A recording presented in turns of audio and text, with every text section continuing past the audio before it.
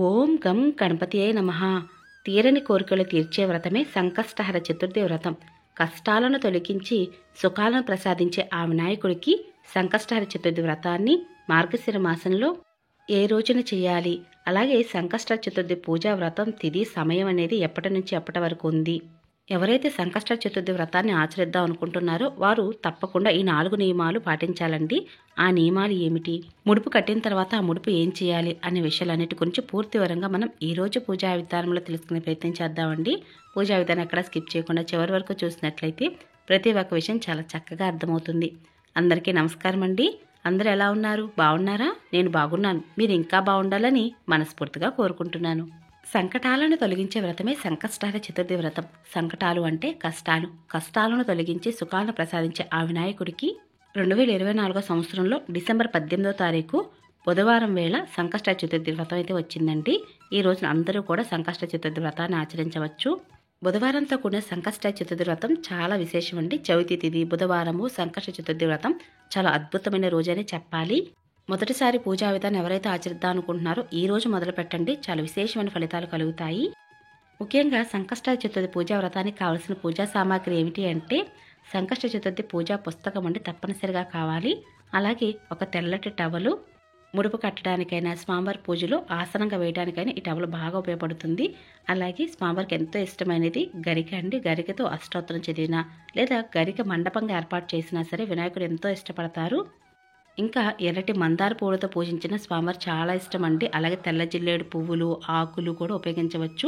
ఈ రోజున తెల్ల జిల్లేడు బొత్తులతో దీపారాధన చేసినా సరే వినాయకుడికి చాలా ఇష్టపడతారండి. అలాగే తెల్ల జిల్లేడు పువ్వుల మాల వేసినా కూడా భరించలేని కష్టాల నుంచి బయటపడేసే వ్రతమే సంకష్టాల చతుర్థి వ్రతం అండి.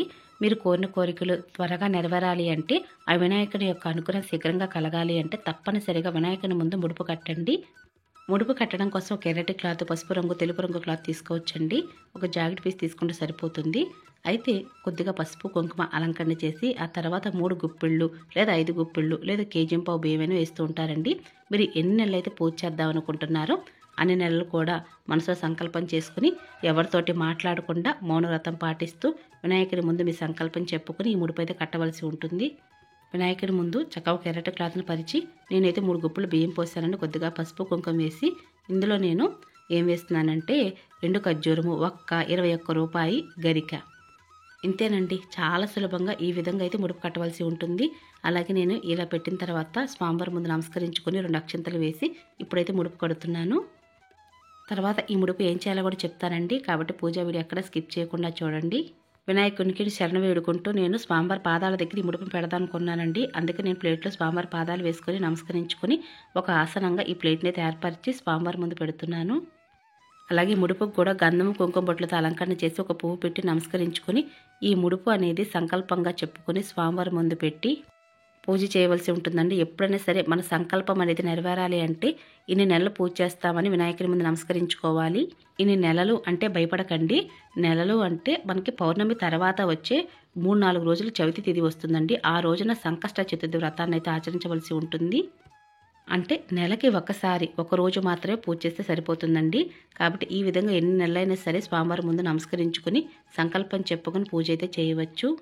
ఇలా 3 నెలలు, 5 నెలలు, 7, 9, 11, 21 నెలలు కూడా చాలామంది చేస్తూ ఉంటారండి. ఎందుకంటే వినాయకునికి 21 సంఖ్య అంటే చాలా ఇష్టం.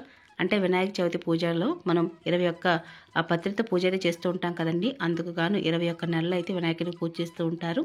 అంటే నెలకి ఒకసారి. నేను ప్రతి సంవత్సరం కూడా సంకష్ట చతుర్థి వ్రతాన్ని ఆచరిస్తూ ఉంటానండి. ప్రతి నెలలో వచ్చి సంకష్ట చతుర్థి రోజున పూజ చేసినప్పటికీ కూడా ముడుపును కట్టి ప్రతి సంవత్సరం కూడా పూజ చేస్తూ ఉంటాను. ఇప్పుడు నేను 7 నెలలు అయితే సంకల్పం చెప్పుకొని ముడుపు అయితే కట్టి స్వామివారి పూజను అయితే మొదలు పెట్టుకున్నానండి.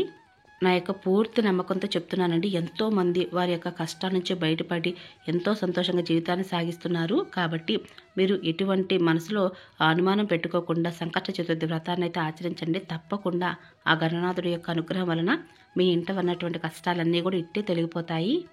అయితే 2024 సంవత్సరంలో డిసెంబర్ 18వ తారీఖు బుధవారం వేళ సంకష్ట చతుర్థి వ్రతం అయితే ఈ రోజున చేసుకోవచ్చండి. అంటే ఉపవాసం ఉండి పూజ చేసేవారు ఈ రోజు పూజ చేసుకోవాలి. ఆ ప్రకారంగా చూసుకున్నట్లయితే తిథి సమయం ఎప్పటి నుంచి ఎప్పటి వరకు ఉందో చెప్తానండి. డిసెంబర్ 18వ తారీఖు బుధవారం ఉదయం 10 గంటల 6 నిమిషములకు ప్రారంభమైనటువంటి చవితి తిథి డిసెంబర్ 19వ తారీఖు గురువారం అనగా మార్గశిర లక్ష్మీవారం వేళ ఉదయం 10:02 వరకు ఉందండి. ఉపవాసం ఉండలేము అనుకున్న వారు గురువారం వేళ అంటే డిసెంబర్ 19వ తారీఖు పూజ చేసుకోవచ్చండి. ఒకవేళ ఉపవాసం ఉండగలిగి మేము పూజ చేసుకోగలము అనుకున్న వారు తప్పనిసరిగా డిసెంబర్ 18వ తారీఖు బుధవారము చవితి తేదీ ఉన్న వేళ అంటే ఎప్పుడైతే రాత్రి వేళ మనకి చవితి తేదీ ఉంటుందో ఆ రోజున సంకష్ట చతుర్థి వ్రతాన్ని అయితే ఆచరిస్తూ ఉంటాము. ఉపవాసం ఉన్నవారు తప్పనిసరిగా రాత్రి వేళ అంటే చంద్రుని దర్శనం చేసుకున్న తర్వాత ఉపవాసం అయితే చెల్లించవలసి ఉంటుందండి. అందుకని ఉపవాసం ఉన్నవారు రాత్రి వేళ ఎప్పుడైతే చవితి తేదీ ఉంటుందో ఆ రోజున పూజ అయితే మొదలు పెట్టుకొని చేయవలసి ఉంటుంది. వినాయకుడికి గరిక అంటే చాలా ఇష్టం అండి. గరికతో ఆసనంగా వేసి పూజ చేస్తే వినాయకుడు ఎంతో ఇష్టపడతారు. అందుకని మీ దగ్గర ఎక్కువగా గరిక ఉన్నట్లయితే ఈ విధంగా ఆసనంగా ఏర్పరిచి తెల్ల జిల్లేడు ఆకులను ఈ విధంగా స్వామివారికి అయితే నేను ఆసనంగా వేశానండి. మీకు వీలుంటే ఈ విధంగా స్వామివారికి పూజ చేయడానికి ప్రయత్నించండి. మార్గశిర మాసం చాలా విశేషంగా లక్ష్మీ వారాల పూజను కూడా చేస్తూ ఉంటాము. కాబట్టి లక్ష్మీ వారాల పూజా వ్రతాన్ని ఎవరైతే ఆచరిస్తున్నారో వారు ఉదయం వేళ సంకష్ట చతుర్థి వ్రతాన్ని కూడా ఆచరించి ఆ తర్వాత మీరు లక్ష్మీ వారాల పూజను కూడా చేయవచ్చండి. చాలా అంటే చాలా విశేషం. ఈరోజు కూడా పూజ అయితే చేసుకోవచ్చు.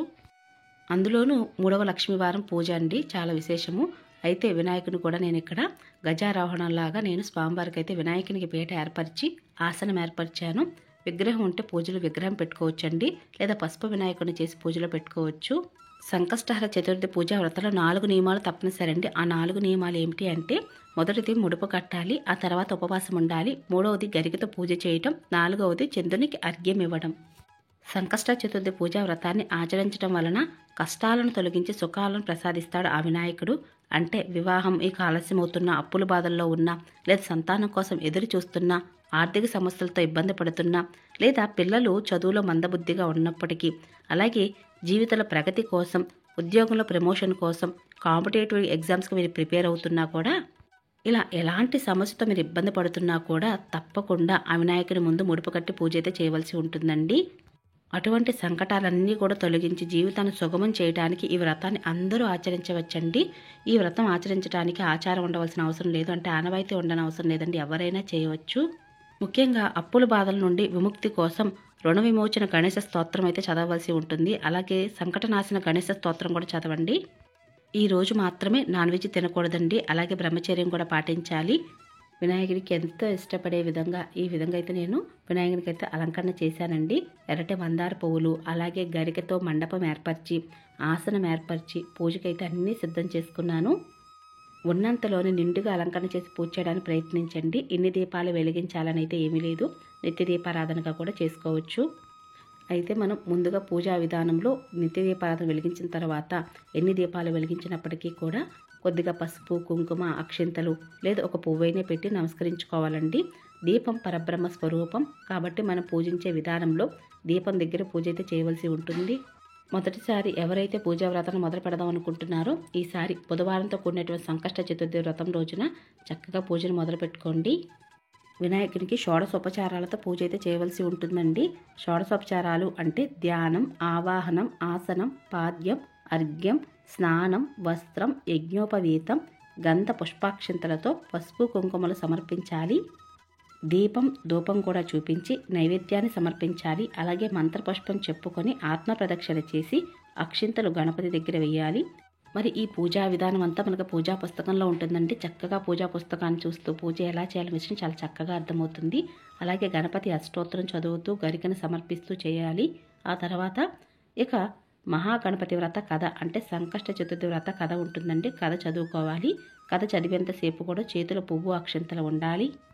ఇక కథ చదివిన తర్వాత పువ్వు అక్షింతలు స్వామివారి ముందు వేసి నమస్కరించుకొని వినాయకుడికి ఎంతో ఇష్టమైన అటుకులు, బెల్లము, అలాగే ఉండ్రాళ్ళు, అప్పాలు, అలాగే చెరుకు ముక్కలు, బెల్లం ఇవన్నీ కూడా నివేదన చేయవలసి ఉంటుంది.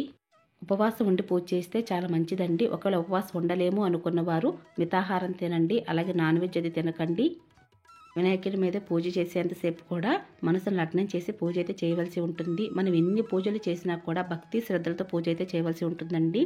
భక్తితో మాత్రం భగవంతుని గెలుచుకోగలుగుతాము. అంతేగాని అంగు ఆర్భాటంతో అంటే పూజలు ఎంత అలంకరణ చేశాము, ఎన్ని పూలతో పూజ చేశామనే కన్నా తప్పనిసరిగా మనసు నుండి భక్తి భావనతో పూజ చేయవలసి ఉంటుంది.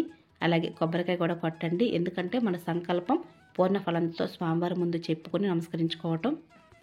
ఈ విధంగా పూజ ఉదయం వేళ చేసుకోవాలండి. ఉదయం సాయంత్రం వేళ కూడా పూజ చేసుకోవచ్చు. సపరేట్గా పూజా పీఠాన్ని ఏర్పాటు చేసి పూజ చేసుకోవచ్చు. లేదా దేవుని మందిరంలో కూడా పూజ అయితే చేసుకోవచ్చు. ఇక మంగళహారతులు అవి ఇచ్చి నమస్కరించుకోండి. ఉపవాసం ఉన్నవారు సాయంత్రం వేళ అంటే చంద్రుని దర్శనం అయిన తర్వాతే ఉపవాసం చెల్లించవలసి ఉంటుందండి.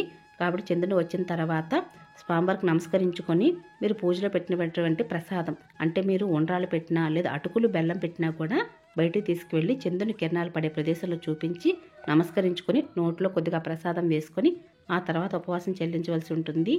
ఒక్కొక్కసారి చంద్రుని రాక ఆలస్యం అవుతుందండి. అంటే 10-11 గంటలైనా సరే రాత్రి వేళ చంద్రుని రాక ఆలస్యం అవుతుంది. అప్పుడు ఏం చేయాలండి అంటే బయటికి గిన్నెతో నీళ్లు తీసుకువెళ్ళి చంద్రుని చూస్తూ దోశలతో నిండుగా నీళ్లు తీసుకుని చంద్రుని వైపు చూస్తూ నీళ్ళనైతే వదిలేయవలసి ఉంటుందండి. మీకు స్క్రీన్ మీద మంత్రం ఇస్తాను. ఆ మంత్రం చదువుతూ చంద్రుని చూస్తూ నీళ్ళనైతే నేల మీదకి వదిలేసేయాలి. ఇలా చేయటాన్ని చంద్రునికి అర్ఘ్యం ఇవ్వటం అని అంటారు. ఆ తర్వాత మీరు పూజలో పెట్టిన నైవేద్యాన్ని ఆరుబయటికి తీసుకువెళ్ళినట్లయితే ఆకాశంలో వచ్చే కిరణాలైనా సరే ఆ ప్రసాదం మీద పడతాయి కదండి. ఆ తర్వాత నోట్లో కొద్దిగా ప్రసాదం వేసుకొని ఆ తర్వాత మీరు ఉపవాసం చెల్లించవలసి ఉంటుంది. మరి పూజలో పెట్టినటువంటి ముడుపుని ఆ తర్వాత ఏం చేయాలండి అంటే మీరు ధనాన్ని భద్రపరచుకున్న ప్రదేశంలో అంటే బీరువాలో పెట్టండి. ప్రతి నెలలో కూడా మీరు పూజ చేసేటప్పుడు తప్పనిసరిగా పూజలో ముడుపుని పెట్టి పూజ చేయవలసి ఉంటుంది. ముడుపు అంటే మీ మనసులో ఉన్న సంకల్పం అని మీరు కోరిన కోరిక భగవంతుడి ముందు ప్రతి నెలలో స్వామివారి దగ్గర పెట్టి మీ కోరికను ఒకసారి స్వామివారి గుర్తు చేయటం. మరి ఇన్ని నెలలు అయిన తర్వాత అంటే మీరు 3 నెలలు 5 నెలలు 7 నెలలు ఎన్నిసార్లు మొక్కుకున్నా సరే ఆ నెల పూర్తయిన తర్వాత ముడుపు ఓపెన్ చేసేసి ఆ బియ్యాన్ని ఉండ్రాళ్ళు చేసి చిన్నపిల్లలకు ప్రసాదంగా పంచండి. మీ కుటుంబ సభ్యులు కూడా తినండి. అందులో ఉన్న డబ్బు తీసుకువెళ్ళి మీరు వినాయకుని గుడిలో హుండీలో వేసేయండి. స్వామివారి ముందు మీ సంకల్పం చెప్పుకోండి. తప్పనిసరిగా మీరు ఎన్ని నెలలు అయితే సంకల్పం చెప్పుకున్నారో అన్ని నెలలు పూర్తి అవ్వక ముందే మీ సంకల్పం త్వరగా నెరవేరుతుందండి. ఇక ఇదేనండి ఈరోజు పూజా విధానం. మీ అందరికీ నచ్చింది, యూస్ఫుల్ అవుతుంది అనుకుంటున్నాను. మరొక మంచి పూజా విధానంతో మళ్ళీ కలుసుకుంటాను. అప్పటి వరకు నమస్కారం.